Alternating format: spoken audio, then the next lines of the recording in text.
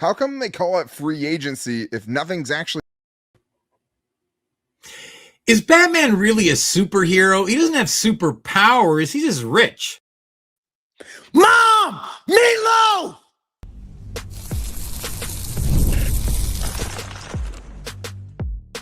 You are Locked On Chargers, your daily podcast on the Los Angeles Chargers. Part of the Locked On Podcast Network, your team every day.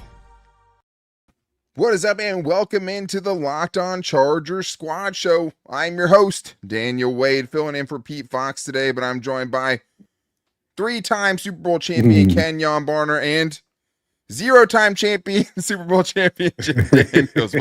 What an intro, but hey, that counts for something. What is up, guys? We have a lot to get into today. A great day to be, hosting the Locked On Chargers Squad Show because there was a ton of Chargers news today, including the Chargers parting ways with Mekhi Becton and Will Dissly, talking about now them having the most cap space in the entire NFL, randomly being rumored to some big-name wide receivers, which I did not have on the Chargers offseason bingo card.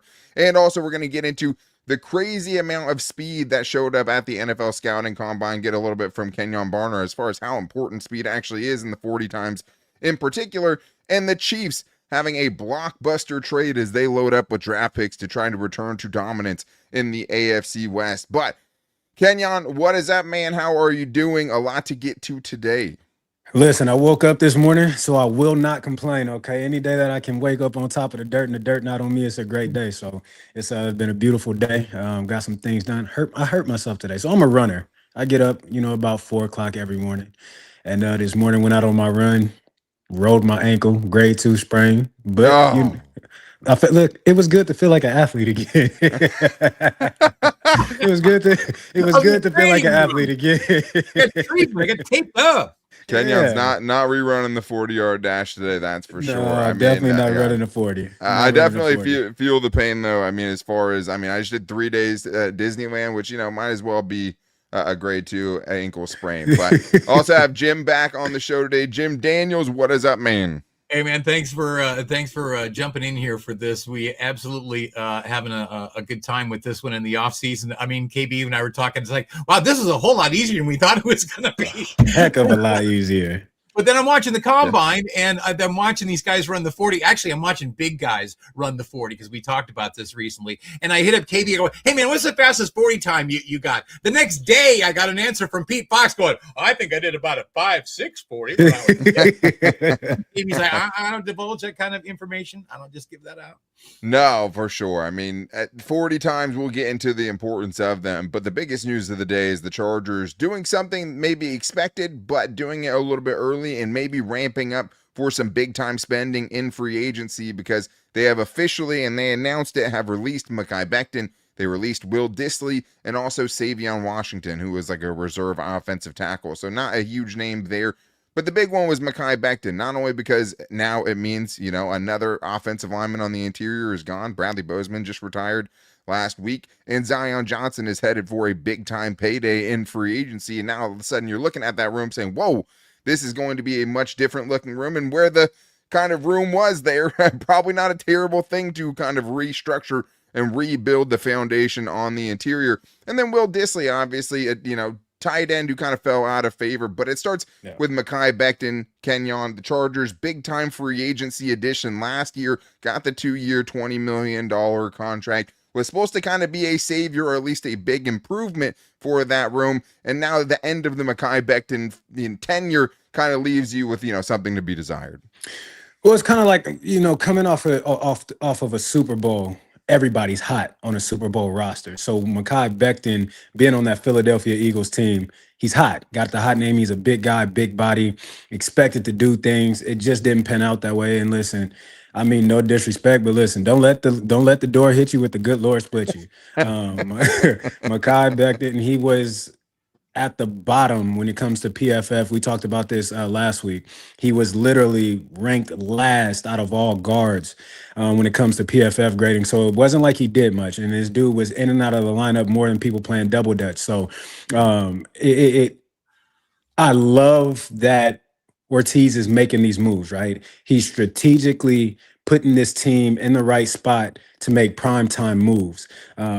they need development, they need to evolve, they need to get better, and this helps them do that. Mekhi Becton was making 9.7 or something like that. That's what they save, yeah. Yeah, you know what I'm saying? You save $9.7 million and you add in Will Dissly, that takes you upward to $100 million. Like you have now, you can actually play. You know, you can go out there, you can get who you want to get, you can put a bag on the table and say, hey, we want you. You know, you can go and get the best guys possible because you now have room to go and do so. So, again, you never want to prey on anybody's downfall. And I, as a player, I hate to see guys lose their jobs. But you got to earn your job. You got to earn your keep. And Mekhi Becton did not. And then Will Dissly is just a guy, again, who fell out of the rotation once Gaston started showing up the way that he showed up. So the writing was kind of on the wall, right? I'm a firm believer, and what saved me, not saved me, but what kept me in the NFL for as long as I was there is I wasn't a one-trick pony. The more you can do, the more value you had. So for me, I was a returner. I can kick return. I can punt return. I can block on punt return. I can run down on kickoff. I was 5-6 different players in one. So for Will Dissly, all you really bring to the table was blocking. What need do we have? You know what I'm saying? So it's unfortunate. I wish those guys well, but, you know, good for the Chargers. Let's make a move now. And Mekhi Becton was, you know, this is going to be a different team for him every year of his career. I mean, I think he was fortunate to be part of the World Championship group. The guy is a big body, but, you know, staying on the field is important as anything. And you know, how much control you have over that is, I'm up for a conversation, but I mean, that's availability was probably one of the biggest problems with him. And, you know, Oronde Gadsden, we saw the writing on the wall for this a long time ago. I wasn't smart enough to figure out that be able to remove him and do the math and get all the way to 99 million in dollars. But yeah, these are both, you know, good moves. Mostly I would say expected moves. Yeah, Will Dissly, because he was replaced by Oronde Gadsden. To get that extra chunk of cash. So all good. Yeah, and the thing is like the Chargers told you kind of a little bit how they felt about Will Dissly when they went and brought in Tyler Conklin last year, right? Before that, he wasn't supposed to be the main guy either. It was supposed to be Hayden Hurst, which were just kind of two total strikeouts by this front office. And that is kind of one of the interesting things that we're going to see here, Jim, is how much of the offensive free agent additions not working out was because maybe Joe Hortiz was giving a little bit too much control to someone like Greg Roman, right? Because when you look at the free agent additions of this team, you're looking at, on the defensive side, guys like Dante Jackson, right? And Christian Fulton, and all these success stories, where on the offensive side, it's the Hayden Hurst, it's the Gus Edwards, it's the Will Disleys, it's the Mekhi Bectons, and it does seem like he gives his coordinators, right, and his coaching staff a lot of say on who they want at the pro level as far as who they're going to add. And one of the things that Joe Hortiz did mention as far as his first comments on Mike McDaniel was, I'm excited for Mike McDaniel, the evaluator, right? As far as who does Mike McDaniel think that this team needs for this offense? So I'm wondering how much that shift will happen, because Mekhi Becton, Will Dissly, super obvious Greg Roman fit guys as far as the scheme he was running. Not Mike McDaniel fits, but I do think that is kind of one of the underrated parts of this upcoming free agency period is who does Mike McDaniel want, and how does that change how this team spends and who they spend on? You know, it's all about, we always have to have the future in mind in this game, even when we're in the moment and in the season. And, you know, as soon as we got Coach Harbaugh, the Chargers got Coach Harbaugh, he's not going to have, and we're not going to have exactly what we want right out of the gate. It takes a little while to build some things, you know, and having the right, whether it's the right guy in the executive office or the guy down there standing on the chalked field, you know, you got to have the right guys in place. He's getting the right guys in place. You know, McDaniel has got everybody excited, and guys that were, I mean, you lose guys like Jesse Minter, who are part of the program and doing well, and then you get to move on from some guys in the program that, you know, maybe weren't a great fit for where we're going and the way that we're going to think, you know, as, you know, collectively as this Charger unit. So yeah, I'm excited about all these moves, especially that one. Because, you know, where you're going with the future with this is absolutely everything. And to grow, and just think, this is going to be the first year of McDaniel in here. So, I mean, he's going to want to try and experiment with all kinds of things, and then give him a couple of years. It's hard as fans, you know, sports is such an instant gratification business. I want to win now. I want my team in the Super Bowl. I want to see Justin Herbert holding the trophy. It's like that. It's a building thing. And we've talked about, you know, how Peyton Manning Manning didn't get there in a couple of years either. It took him quite a while. But, on that schedule, they're right on pace. And so is Herbert, right on pace. It's very exciting way all this is going. And the amount of money to spend, too. I mean, wow. Is it $99 million? That's a big. Look, it's no secret, right? And I think whether it's business outside of the NFL, every sports team, when you hire a coach, you hire a coordinator, the coordinator wants his guys. So when you have a guy like Greg Roman, he wants guys that fit his system. He wants guys that he trusts. He wants guys that he's had eyes on and that he's seen them perform well in their system. But I have to, again, shout out to Bill Belichick, one of the greatest coaches I've ever played for. Not the greatest, one of the greatest coaches I've ever played for. Who's the greatest coach you played for if it wasn't Bill Belichick? Deuce Staley. Okay, Deuce Staley. Yeah, Deuce Staley, by far. By far. I love Bill. I played for some phenomenal running back coach. I have not played for any coach greater than Deuce Staley. Absolutely a phenomenal teacher, a phenomenal motivator, knew what buttons to push, knew how to get. Deuce was just it. You want to talk about a guy teaching the game of football? It doesn't get any better than Deuce Staley. So shout out to Deuce. Quick little promo for him. But I heard Bill Belichick talk at the Manning Passing Academy, right? He came in and talked to all the coaches, and you're expecting this grand speech, right?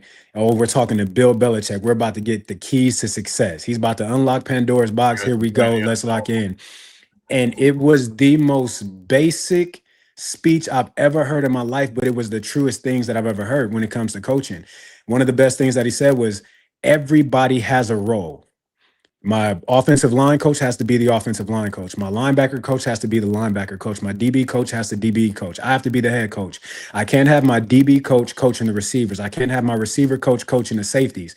That's what makes a great team great. It's everybody honing in and doing their job, not trying to overstep anybody. And so if I'm Hortiz, your job is to be the GM. Yeah, you want the opinions of your coordinators, but it's your job to find, scout, and bring in the talent. Mm-hmm. Oftentimes, just because we want our guys, right, it doesn't mean they're the best fit. Yeah, they know the system. They're the guys that you're most comfortable with, but sometimes comfort gets you killed.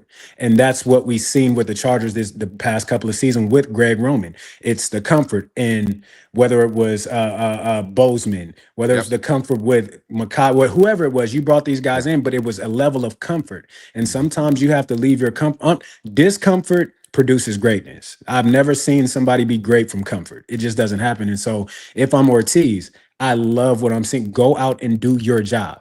Yes, get the opinions of your coaches, but the ultimate decision has to be you. It has to be you really honing in, locking in, analyzing, scouting, and seeing what best fits the Chargers. Not what best fits Mike McDaniels, not what best fits anybody else.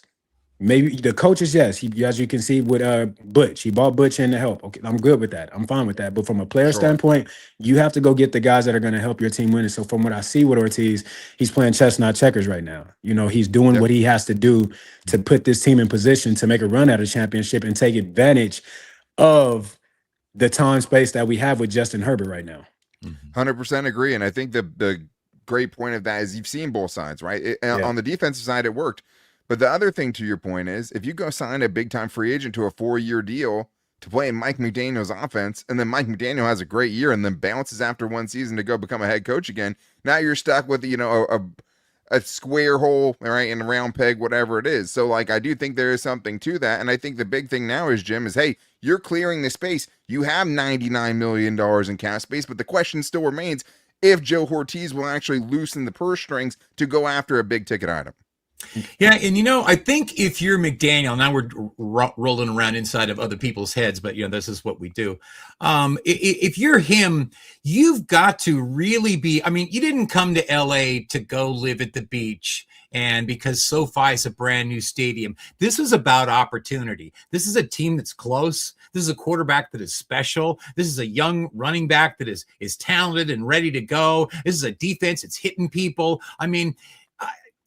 Could he get offered? Could they win? Could they go deep into the playoffs and he get offered another head coaching job and bounce right after one season? Sure, I'm sure the deal is structured that way. That's the way it works. When you succeed, people want you to come be successful for them. That's part of the process. But I've got to believe that McDaniel comes here with the idea, all right, this is a window of opportunity to get this team to one, maybe more Super Bowls because of what's going on around us with the competition and because of what's happening with this team, its maturation and the available talent. I've got to believe that this guy is in for and I say this cautiously, long haul. I mean, 3 to 5 years, 3 or 4 years. I think McDaniel is all in for the long haul to try and make this work. If you bounce from this and go to something else, what's your chance of going to a Super Bowl with wherever you go you're going to go be a head coach? Probably not good. I think he's here for the long haul. But I think that's really something to think about. I mean, he didn't sign the contract for quite some time, if we remember, right? Mm-hmm. Sure. There was that weird week that all Chargers fans were stressing. Yeah, out. What are we doing? What's going on? And so you hate to plant seeds, right? And I think D-Wade, you just planted a seed. That it very well could be a loaner car with Mike McDaniels, right? I think you have to treat it that way either way. I believe that. I wholeheartedly believe that because I do think that delay in signing the paper, I think there's that interest of being the guy, being the head guy, right? At the end of the day, once you reach the top of the mountain, you don't want to come back down, right? You don't want to come up underneath anybody else. It's just that the pot that you had to pick from, there wasn't much out there this season, right? You didn't want to go be the head coach of the Jets. You didn't want to go. You didn't want to go be the head coach of the Cleveland Browns, right? So once the good jobs were taken, it was like, okay, well, now this is okay. Now I got to go with this option, right? Because there's nothing there. So I think that is something to think about. If the Chargers come out and the Chargers have a great run, maybe make it to the Super Bowl, maybe win it. Who knows? I think we very well could see Mike. Exit stage left. The question is, do you want to be a Super Bowl champion or do you want to be the boss? I mean, that's a good point. You have to wait for a good one. He takes the Raider job. You go to the Super Bowl with the Raiders. How soon you go into the Super Bowl with that team? Well, 100%. And I think that's why he didn't do it, right? And it came out that he never actually took another interview after because it was kind of awkward. He'd already agreed to be the Chargers offense coordinator, and then the Bills job opens with Josh Allen, right? You told me you don't want to be Josh Allen and and all of that. But at the same time, I think you're right. And I think the hard thing is even with 10 openings this year, you're like, okay, well, how many could there be next year? Right. Well, you can have Joe Burrow and Jamar Chase job coming open next year. There wasn't anything next year out there. Sure, but like next year out there. Todd Bowles in Tampa. Right? They don't make the playoffs again. 100% he's out. He's out. Zach he's Taylor out for sure. in the AFC North is the last coach standing. He's 100% out if they don't make the playoffs again, regardless of Joe Burrow's health. You don't think that Mike McDaniel might see a T. Higgins and a Jamar Chase and a Joe Burrow out there, and he might not want to take that? There's always going to be opportunities, but I do think that he knows, though, at this point, because of how things went in Miami, that it is waiting for the right opportunity, like a Ben Johnson did last year in Chicago. Yeah. Now, how quickly will that opportunity become available? And I think the good thing for Chargers fans is obviously you'd have to have a great season for him to be that, that wanted and that hot of a name in this upcoming market. But Chargers have almost $100 million in cap space now. What I didn't think about was the fact that they might be trying to use it on a big name wide receiver because they have been linked to A.J. Brown and Mike Evans and Alec Pierce all of a sudden. So we're going to get into that and much more on today's Locked On Chargers Squad Show. First, I need to tell you that this episode is brought to you by Betterhelp. Betterhelp is something that I have used a couple of different times and is something important to me, but I think in March, it's a time to celebrate women, especially around International Women's Day, and to recognize how much they carry at work and relationships and families and all of the unseen roles that they step into every single day. It's easy to celebrate that strength, but it's just as important to make space for their emotional well-being, and honestly, that goes for all of us. For me, I always think about my mom. Such a special person to me, but getting to see her now as my mom and also as a grandma to my daughter has been really, really special. And they have so many expectations that they carry, the pressure that they don't always talk about. And I think it's important for me to find therapy and be able to find different ways to show appreciation to my mom for how much that she does and how all the women in my life do for me. So for me, I think that's where BetterHelp helps me. And with over 30,000 licensed therapists and more than 6 million people served worldwide, BetterHelp is the world's largest online therapy platform, and it works. Fill out a short questionnaire, get matched with a licensed therapist, and if it's not the right fit, switch at any time. Your emotional well-being matters. Find support and feel lighter in therapy. Sign up and get 10% off at betterhelp.com/lockedon. That's betterhelp.com/lockedon.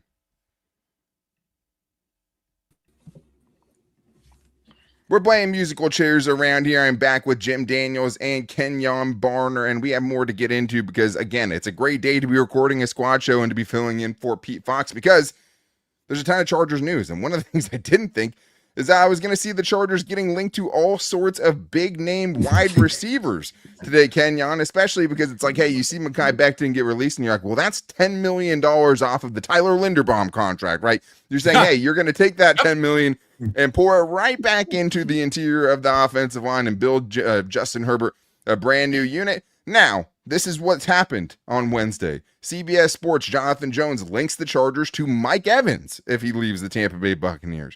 NFL insider Benjamin Albright just throws out there, hey, I wonder if the Chargers could take a run at Alec Pierce, who's another top free agent right now in the market. And just recently, you have Mike Florio saying that the Chargers could be a trade partner for A.J. Brown. This is not what I saw coming, Kenjon. I know the Chargers have a lot of money to spend. I did not think that wide receiver would be at the top of the list of where they could try to spend it potentially. I didn't either, but I'm not surprised. And we've talked about this on the show. What the Chargers lack offensively is a true number one. That's something that they don't have. Yes, you have Lab McConkey, who in his first year was the guy. Then this season, we kind of seen him take a step back for whatever reason. Who knows? We all confused about that. But we seen kind of Keenan Allen emerge in a lot of. It was kind of like it was musical chairs at the receiver group. He had a day. He had a day. He had a day. He had a day. Yeah. It was really by committee. So, but what the Chargers lack is that true number one. Right. And so when you look at these guys, when you look at Alec, when you look at AJ, when you look at Mike Evans, these are all guys who can potentially give you that number one target. And if you get one of these guys, it goes from pick your poison to now really who wants this issue. With Alec, you got a speed guy who could take the top off the defense. With Mike Evans, you have a true pure possession receiver. Throw the ball up, Mike is going to go get it. You have a true red zone guy that you could really go to in the red zone. I think Mike Evans is one of the most dominant red zone receivers that the league has seen. And then when you get to AJ Brown, he's just your all-round receiver. He can do it all. He gives you yak. He gives you possession. He gives you over the top. He gives you intermediate and short routes. He gives it to you all. So it would be beneficial to the offense to add one of these guys. But as we have said on here, day after day, episode after episode, taping after taping, show after show, spend the money where the money needs to go, and the money needs to go on the offensive line. That's just the bottom line. Sure. I would love to see Mike Evans. I would love to see AJ. I would love to see any three of these guys in a Charger uniform. But keep the main thing, right? And the main thing has to be build a offensive line that can protect Justin Herbert so he can deliver the ball to whoever you decide to bring in. Because right now we can't do anything at this point in time with behind the guys that were there last season. So I'm not completely surprised by it, but it's the offseason, right? So it's a lot of talking points. You got to give people something to talk about. So who knows if it's true? A week ago a couple of weeks ago was Tyreek Hill.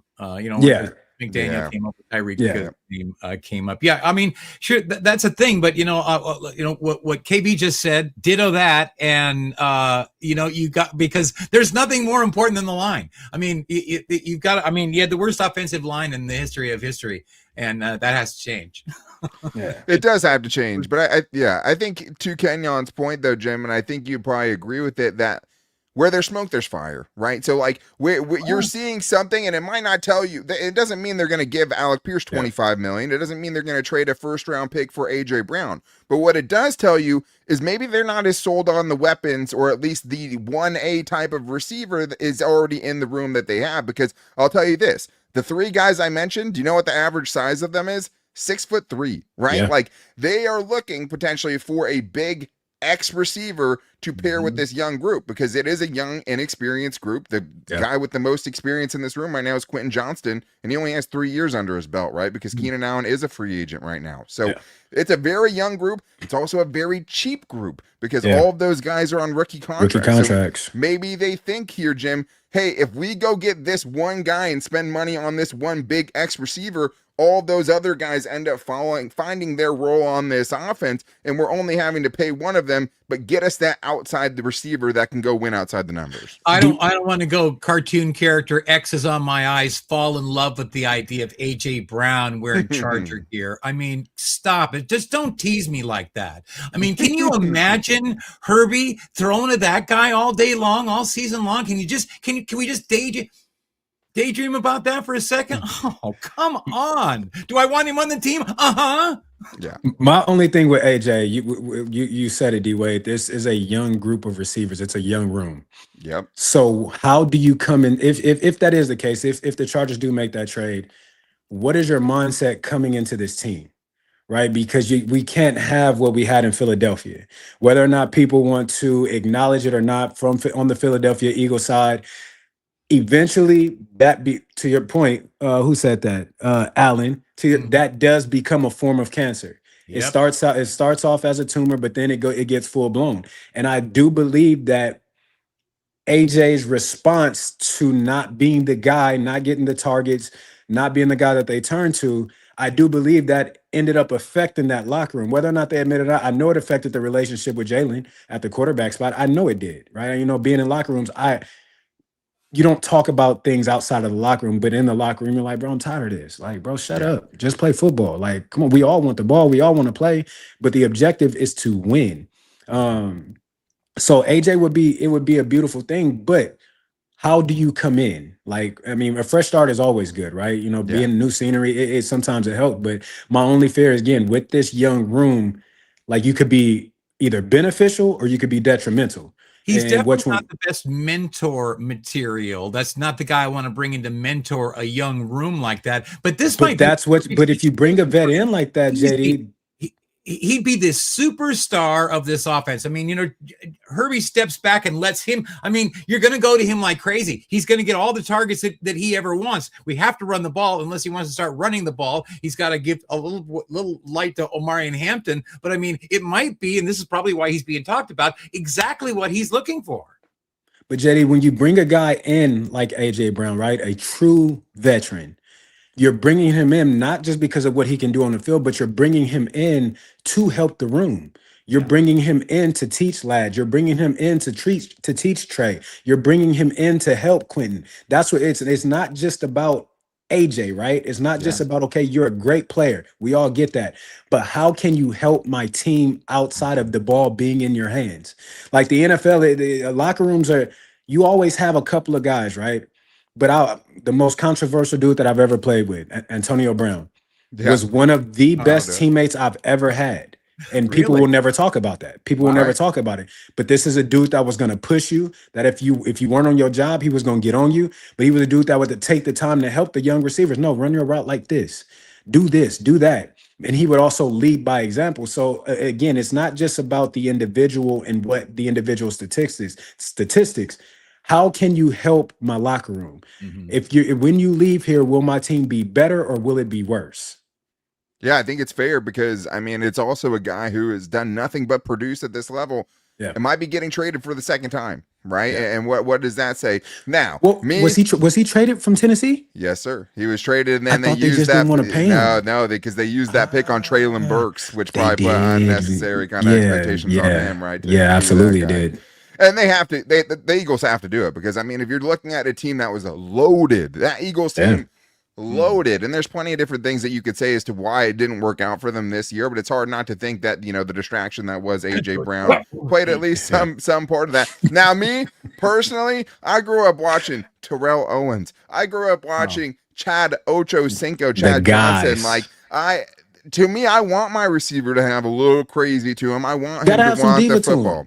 Absolutely, has to have some diva to him. Now, the Chargers are in a unique situation where they have a bunch of young, impressionable wide receivers, and you have to really, really think about that before you end up making that trade as far as what the impact on that room will be and how much is your culture set in, right? If you're Jim Harbaugh, if you're a culture guy like that, it didn't work with Mekhi Becton, who we just talked about, right? He never fit the culture and it ended up being a detriment to the team. Right. Is your culture strong enough to make AJ Brown a team player? Because guess what? There are a lot of mouths to feed here, Jim. Okay, flip the script. Change the name, Mike Evans. You want Mike Evans in your wide receiver room? I do.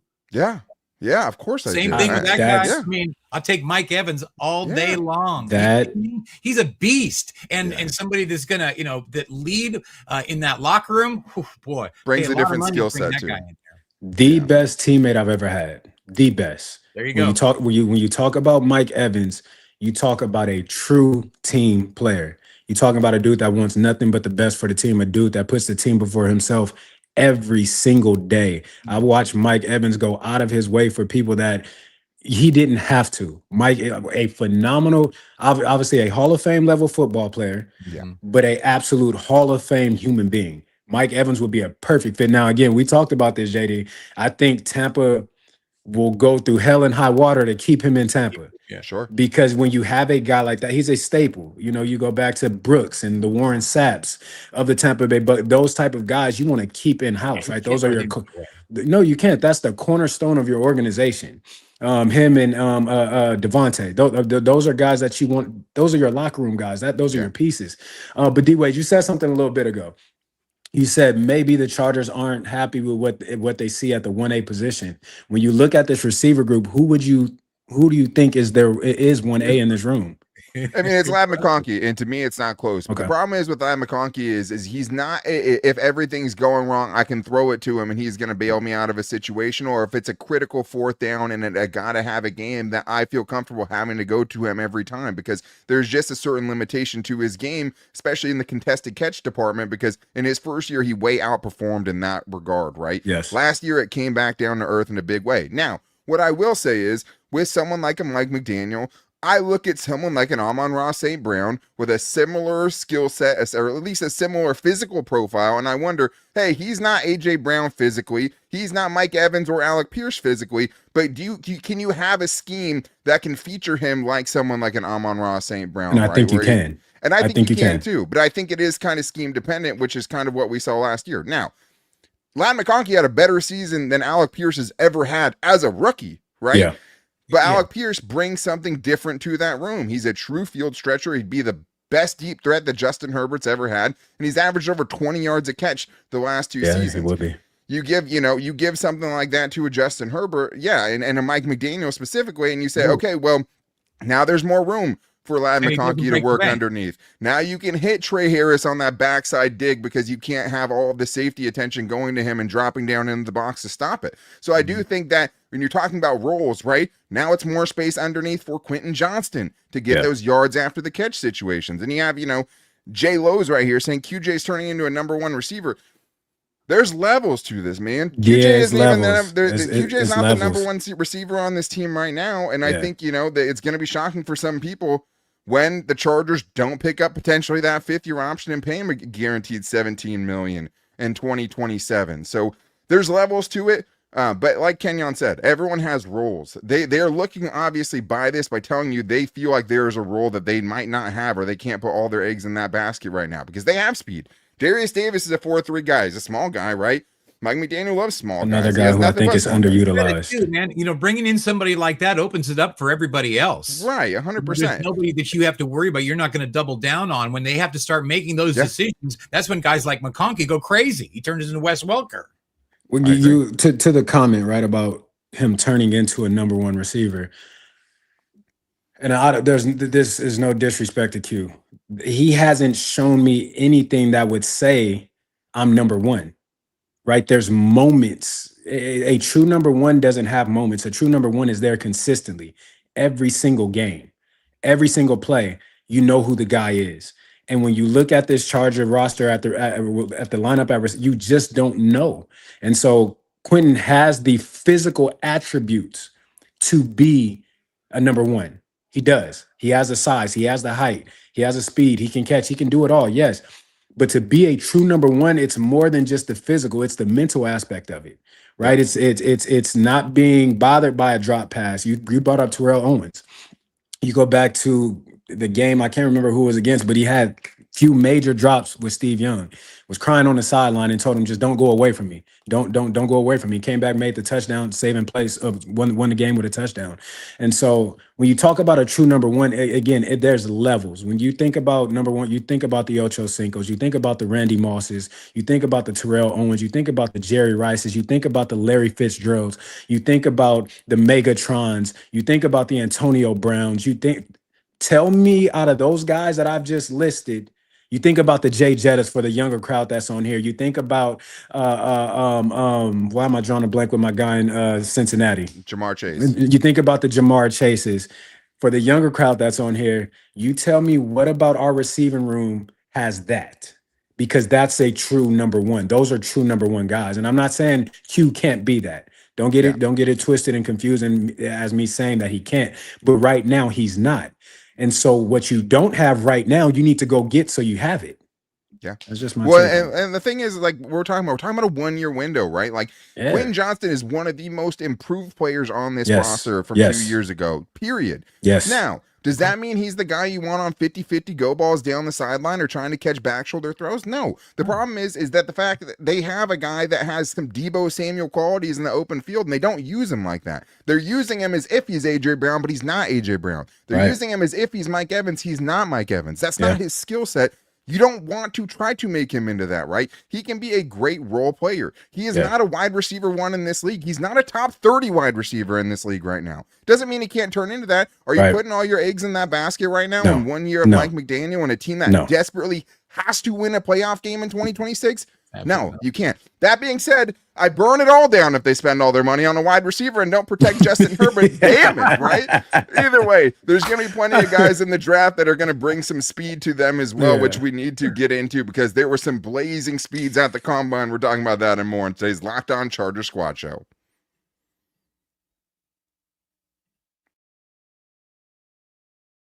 Hey, it's Matt Derry from the Locked On Lions podcast. The people I love depend on me. If I'm gone, the financial responsibilities don't disappear. I didn't want my family figuring things out during the hardest moment of their lives.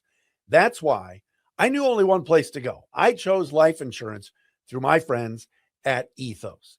Ethos makes getting life insurance fast and easy, 100% online. You can get a quote in seconds, apply in minutes, and get same-day coverage. There's no medical exam.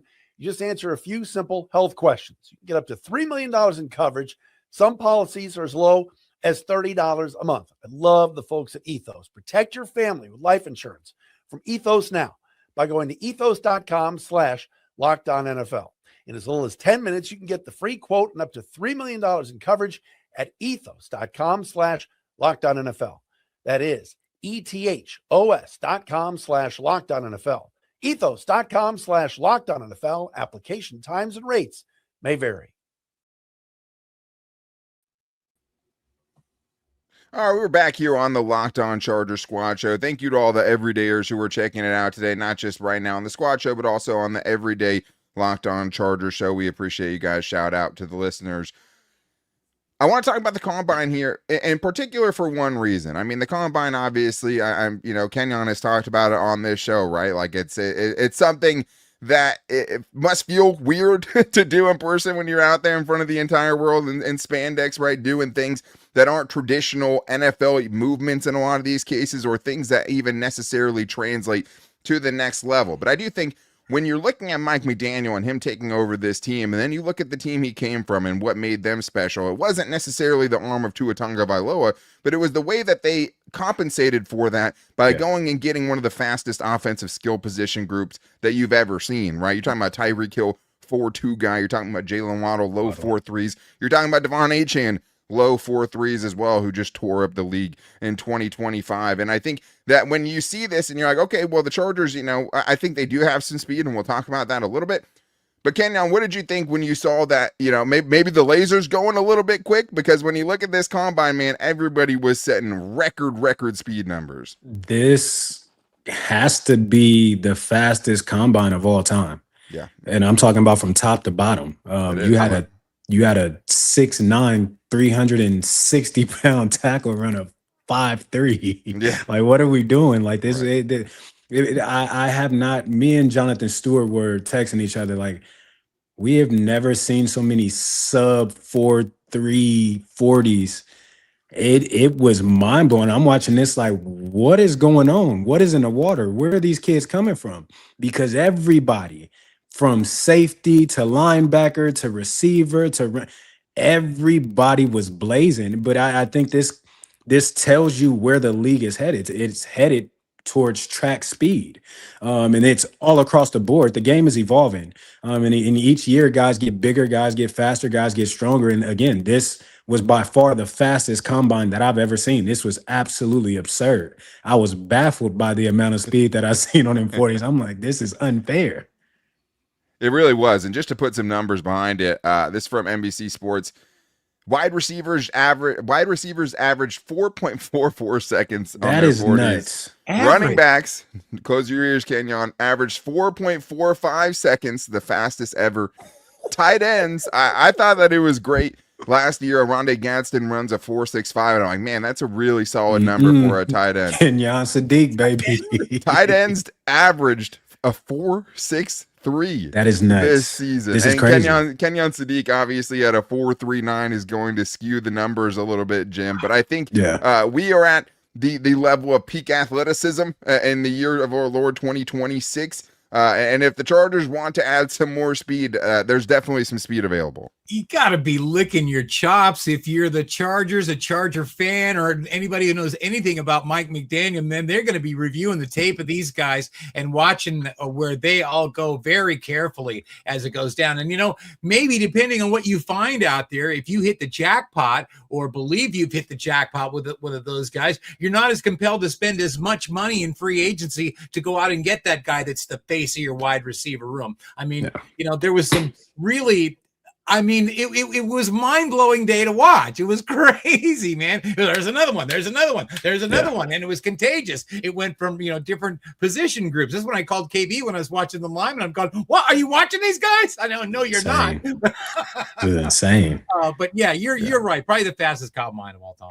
Well, how important is it, Kenjon? Because that's the thing, though, right? Because it is a little bit different. You're not running 40s on the field. You're not getting in a track stance. You're not doing all that stuff. So is it important also to not overreact to the 40 times just because these guys are fast doesn't necessarily mean it translates all the time? And it doesn't always translate. Some guys test fast. Some guys play fast.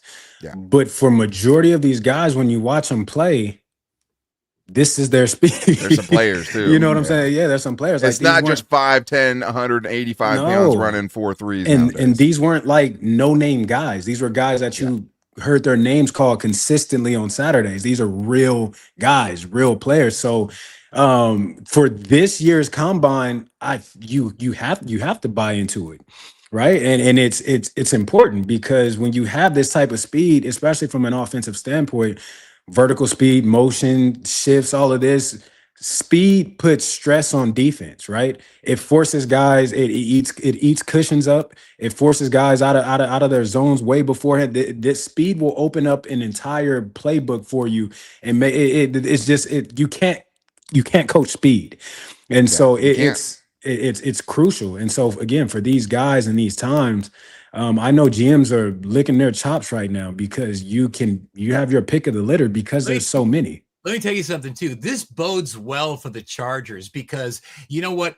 There are people going to be we're going to have a better shot at the linemen that we want in this draft because people are going to be so enamored with speed and wide receiver and other positions out there. You know, I mean, we've been talking about, on this show about, is there any way to move up in the draft? Can we get any higher than 22? You might not need to. There might not need to. Sexy stuff going on in there that we're going to be just fine where they are. Time will tell, right? About this draft class. But if you look at the numbers, this draft class could go down as one of the greatest draft classes of all times, based just looking at the numbers, right? Football, not a down in football has been played yet. Yeah. But if you look at what these guys were able to do, I mean, these dudes performed. and they shattered records. They shattered number records. one, man. They shattered records that you didn't think would be, right? You know, nobody thought a tight end was going to come out and run faster than Vernon Davis. I just didn't see that happening. Yeah. Vernon Davis was an absolute freak of nature, but guess what it took? Another freak of nature to come out and do it. 100%. So, you know, if these dudes can put these numbers that they put up, if they could put it together and put this on display on the field, this could go down as one of the greatest classes of all time. And I'm not just talking about your first round groupings. I'm talking about second, third, fourth, fifth, sixth. This draft will probably have more steals in it than any draft has ever seen.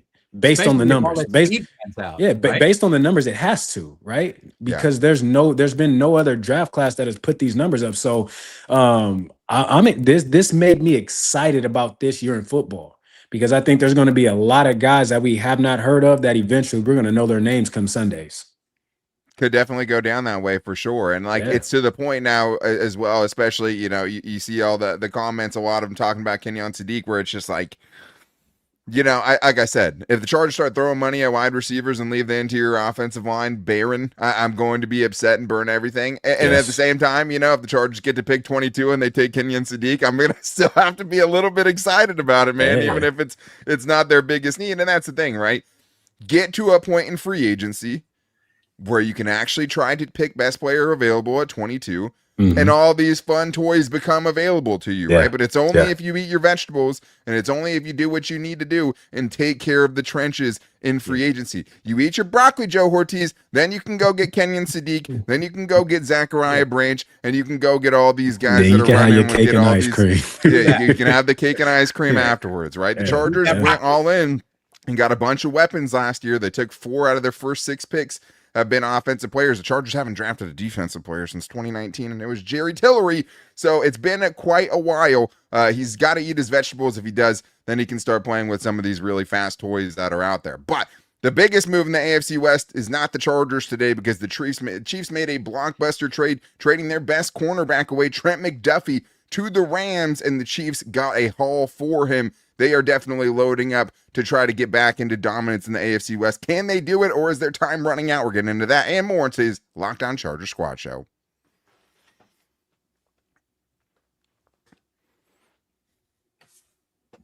The boys are back. It's Daniel Wade here from Locked On Chargers, where you can get Chargers content every single day, and host of the Locked On Squad Show. We got Kenjon Barner and Jim Daniels in the house today. And Jim, big news from the AFC West, and it did not come from the Chargers. The Chiefs have pulled a big one. They are trading Trent McDuffie to the Rams, their best cornerback, and a secondary that probably underachieved in 2025. And they are making a big splash, but they are loading up on picks to the extent of the 29th overall pick that the Rams have this season. They're also getting a 2027 third-round pick and also 2026 fifth and sixth round picks. Trading away a big-time player, but they're loading up to try to get back in contention in the AFC West for sure. You know, confidence in your ability to evaluate and sign talent, I guess, is what you have to say about that. I mean, I think the Rams get the better of that deal, because that's exactly what they're looking for. We're here in Los Angeles, so you know we see them a lot here in LA, and yeah, boy, I mean, we talked about how rich this draft class is this year. I don't know how much that's going to help them going forward with the other years of this thing. I don't know. I'm not so knocked out as that. I mean, if I'm a Chiefs fan, boy, I'm sitting around with my fingers crossed now. Hope we make the right decision. Hope we draft the right guys. Hope we can sign the guys that we draft. There's a lot of ifs in that. I'm a little nervous. I'm not going to lie to you. These guys picked up 9. They have 9 total draft picks. That's a lot of real estate to work with. A lot of real estate. They had 2 in the first round. They got the number 9 and number 29. And so when you look at who could potentially, so they trade away their prime, the second star on defense, right? Outside of Jones. And you look at what could potentially be available in that first round spot, one of those 2 picks. So, you know, I don't know if Arvell Reese will be there from Ohio State, you know, to beef up that linebacker, to beef up that, or Sonny Styles. I doubt he'll be there the way he performed. I highly doubt he'll be there. Hopefully, no Jeremiah That Love. point, look, that was where I was going. You pair a bona fide running back with Pat Mahomes and actually give them listen, Pacheco's no slouch now. Let's not act like that. But when you look at Love, no, JD, no. Maybe he's just not healthy, but that Pacheco hasn't been the same as he was early on. He did not seem as dynamic last season, trying to fight through a lot. But that's the thing, as a running back, when you take he's not a guy that shies away from contact, right? No, you know what? Isaiah Pacheco is elite. Don't even think about Jeremiah Love if you're the Chiefs, right? Isaiah Pacheco is the guy to get you to the promised land. I'm planting seeds again. I'm planting seeds. Yeah, man. No, I like the move that they made. It was a bold, aggressive move, but that tells you they're trying to load up. They understand where they lack. They understood that they didn't have enough on either side of the ball. So you trade away a significant, probably the most important, if not the second most important piece of your team on defense away. You're telling me something. You're really trying to get to the ground and really trying to grind something out and work. So my eyes are on the Chiefs, right? Because we understand the season that they have. They're motivated. Yeah. Andy Reid, Pat Mahomes coming off of an injury. This is going to be a hungry, thirsty. This is a team that's starving. This was a team that was disrespected all last season. We were part of that disrespect. And I'm glad to say it. Yeah, glad to say it. But this team they're going to reload, and it can become scary hours if they do it right. Yeah, and that's the thing. They still have to hit on the picks, right? It's all great. It's great to have the ammunition, and I'm a firm believer of, the more darts you have to throw, the better your chances are, and the Chiefs are definitely going in that direction. And they have to, Jim, because let's face it, right? Like, the trio that they have of stars are not going to be aligned very much longer. Like the trio of what's gotten them championships, which is having Patrick Mahomes, who's not going anywhere anytime soon, but also having, a Hall of Fame tight end and Travis Kelce, and having an elite interior disruptor like Chris Jones. Those guys aren't going to be together. Andy Reid, how long is he going to be coaching, right? Exactly. Like, these are all valid questions as, the Chiefs try to enter a new era after being embarrassed last season, and they did it right because, hey, if you're going to be bad, be really bad and get yourself a top 10 pick, which isn't fun to see, but like, they have to kind of start moving in a different direction now. It's not fun to watch for the fans at all, but like you said, if you're going to do whatever you're going to do it right, and at least get a good pick out of it. That's a terrible year. Go ahead, KB. What? Go. Let's not just move past the fact that Eric Bieniemy is back in that organization as well. That's true. And that's when this offense was at its peak. Yeah. So again, my eyes are on the Chiefs. My eyes are definitely there. They're motivated. I mean, these are Super Bowl champions who were embarrassed. There's no other way to put it. They were embarrassed last year. However, there's a lot of ego to deal with there. You're going to deal with Travis Kelce coming back, and that's probably not your best option at tight end, but you're going to bring him back. Pat Mahomes, what version are you going to get? When did he get hurt? What was the date of that injury? I mean, it was the Chargers' second matchup with them week 16. Late in the season. Yeah.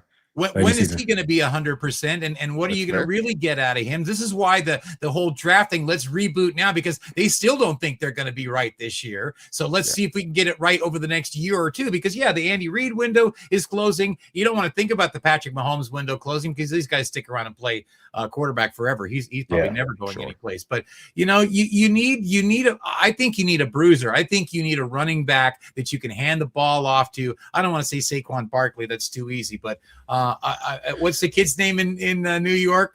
You're talking about Cam Scatterbo? Okay. He needs somebody he can just slam into the line. That's who Pacheco is, JD. Pacheco is. He doesn't have, but that's a grueling style, man. But that's why Pacheco looks the way that he's taking a lot of punishment. It has a shelf life, man. Yeah, that's absolutely. The thing. Like, unless you're Derrick Henry, who had, like 10,000 career high school snaps and has just been a machine and a workhorse where he's still pulling away from defensive backs. Yeah. It's going to catch up to you. Look at Todd Gurley, man. Todd Gurley is awesome, right? Like, it doesn't take much to derail it. And like, you could have one kind of knee issue, that lingers around, and now you're having little mini operations every off season, and all that stuff adds up. And I do think, to your point, it is going to be fair to question when Patrick Mahomes will be 100%, because I mean, that is a huge thing the Chargers have going for him, is he might not be right away. Now, with medical advances, it feels like, you have guys coming back from Achilles injuries in 6 months. I'm not going to put money against Patrick Mahomes being out there week one. I'm just not. Yeah, it's just not. Yeah, ACL used to be a death knell in the NFL, right? It's just not anymore. But not at all. Kind of interesting enough, though, I'd like to take a look at the other side of things, right? Because not only is this the Chiefs trying to reload and get as many draft picks as possible, it's the Rams continuing to just be F them picks and trying to win now. And that's what ended up winning them a Super Bowl, right? So I wonder if there's anything the Chargers can, I think that Joe Hortiz needs a little bit of Les Snead in him a little bit this year and to be a little bit more aggressive. And I think they can learn something from that, because this is a team that's now traded for Von Miller and Jalen Ramsey. They traded for Matthew Stafford when Jared Goff wasn't good enough to get them to the promised land, and now they're trading for Trent McDuffie. So, Kenyon, I do think there is probably something a little bit the Chargers can learn from this as well. Absolutely. I mean, anytime the NFL is a copycat league, right? And when you see something that works, oftentimes it's tried. Many teams, many coaches, players, play callers, they try and replicate that. And so when you look at what the Rams have been able to do as far as going in for right now and reaping the benefit of it, there's 1,000% something that Ortiz can learn from that. And I'm not saying trade out of the first round. I'm not saying that. I'm not saying that. But what I am saying is, if you have enough draft stock to where you can make a move for a player that can come in and make that impact, AJ Brown maybe right now, and help you get over the hump, then I think you do that. But for me, what the Kansas City Chiefs did, right, going back to them, is, to your point, JD, they're prepping for the future, right? Mm-hmm. They're building for the future. Whereas I do believe that the Chargers are focused on right now. So maybe we will see some sort of blockbuster trade happen with what we have available. I mean, we got a lot of cash. Cash assets are often included in trades. So, maybe we will see something. Hey, now's the time too. Look, I mean, the Chiefs are having to reload, looking like they're reloading. They had dig a big hole without Mahomes in the beginning of the season that they can't climb out of. The Raiders, God knows what's going on in Las Vegas, those drunk bastards.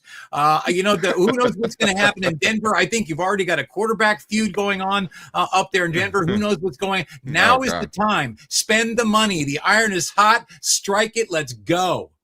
And we'll find out. Is Joe Hortiz going to Magic City to throw money around, or is he going to eat wings? Right. And then that's where we're going to find out. Make it rain, Joe. This offseason. No, but I do think, he does need to make it rain a little bit. They have to be more aggressive. I hope that they're in on guys like Tyler Linderbaum. But most importantly, you just hope that they've learned from the mistakes that they've had the last 2 years, when, yes, you can shop around in the bargain basket, right, and find players who are going to way outplay their contracts. At the same time, though, if you're still leaving fatal flaws on your offense and your team in general, it's not going to matter, right? Like, it's just not going to be good enough if you get to the point where they have these last 2 seasons where Justin Herbert last year in 16 games is getting hit 129 times. So, D-Wade, I'm gonna go ahead and say it for everybody, for us, for you, for JD, for the fan base.